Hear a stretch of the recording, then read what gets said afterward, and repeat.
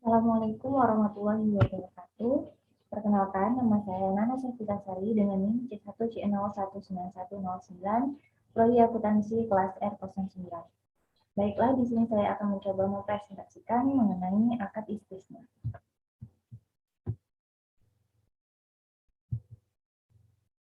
Di sini ada beberapa pokok bahasan yang nantinya akan saya bahas.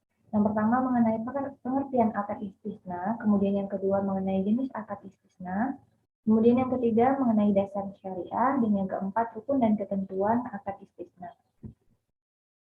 Untuk pembahasan yang pertama mengenai akad istisna, di sini akad istisna adalah akad jual beli dalam bentuk pemesanan pembuatan barang tertentu dengan kriteria dan persyaratan tertentu yang disepakati antara pemesan atau pembeli atau mustasni dan penjual atau sani. Kami akan menyampaikan barang yang dipesan sesuai dengan spesifikasi yang telah disepakati, di mana ia menyiapkan sendiri atau melalui pihak lain atau istisna paralel. Kemudian ada jenis akad istisna. Di sini yang pertama istisna yang akad jual belinya dalam bentuk pemesanan pembuatan barang tertentu dengan kriteria persyaratan tertentu yang disepakati antara pemesan, mustasni, dan sani. Kemudian yang kedua, istisna paralel adalah suatu bentuk akad istisna antara penjual dan pemesan, di mana untuk memenuhi kewajibannya kepada pemesan, penjual melakukan akad istisna dan dengan pihak lain atau subkontraktor yang dapat memenuhi aset yang dipesan pemesan. Syarat akad istisna paralel ini yang pertama, antara penjual dan pemesan tidak tergantung pada istisna. Kemudian yang kedua, antara penjual dan pemasok. Kemudian mengenai dasar syariahnya, di sini ada 3. Yang pertama Al-Quran. Allah telah menghalalkan jual beli dan mengharamkan riba.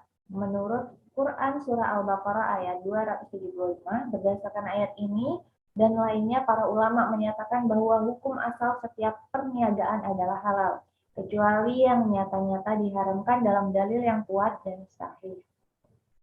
Kemudian yang kedua ada as-sunnah dari Anas radhiyallahu anhu bahwa Nabi Shallallahu alaihi wasallam hendak menuliskan surah kepada raja non-Arab, lalu dikabarkan beliau bahwa raja-raja non-Arab tidak sudi menerima surat yang tidak distempel. Maka beliau pun memesan agar ia dibuatkan cincin stempel dari bahan perak. Anas mengisahkan, seakan-akan sekarang ini aku dapat menyelesaikan ketilau putih di tangan beliau. Perbuatan Nabi ini menjadi bukti tabah akad istisna adalah akad yang diperbolehkan. Kemudian yang ketiga ada al-ijma.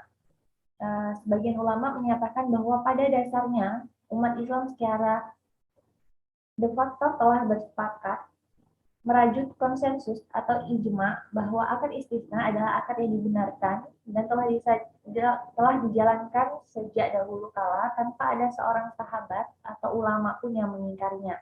Dengan demikian tidak ada alasan untuk melarangnya. Selanjutnya mengenai rukun istisna dan berakhirnya istisna. Untuk rukun istisna sendiri di sini ada 3. Yang pertama pelaku, di mana pelaku terdiri dari pemesan atau pembeli atau mustasni dan penjual atau pembuat atau sani. Kemudian yang kedua ada objek. Objek di sini berupa barang yang akan diserahkan dan modal istisna yang berbentuk harga. Kemudian yang ketiga ada ijab qabul atau serah terima. Kemudian berakhirnya istisna di sini ditandai dengan beberapa hal. Yang pertama, dipenuhinya kewajiban secara normal oleh kedua belah pihak. Kemudian yang kedua, persetujuan bersama kedua belah pihak untuk menghentikan kontrak.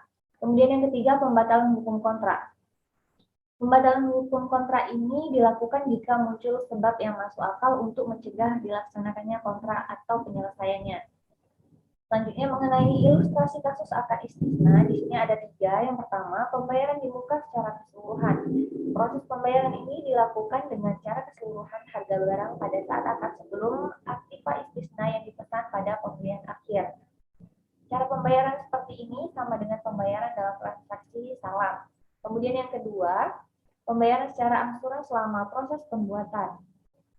Proses pembayaran ini dilakukan oleh pemesan secara bertahap atau secara angsur selama proses pembuatan barang. Cara pembayaran memungkinkan adanya pembayaran dalam beberapa termin sesuai dengan perkembangan proses pembuatan aktiva istisna. Kemudian yang terakhir, pembayaran setelah penyelesaian barang. Proses pembayaran dilakukan oleh pemesan kepada lembaga keuangan syariah setelah aktiva istisna yang dipesan diserahkan kepada pembeli akhir. Baik pembayaran secara keseluruhan maupun pembayaran secara angsuran. Cara pembayaran seperti ini biasanya terjadi dalam transaksi mudharabah. Baiklah, sekian presentasi yang dapat saya sampaikan mengenai akad istisna. Kurang lebihnya saya mohon maaf. Saya akhiri. Wassalamualaikum warahmatullahi wabarakatuh.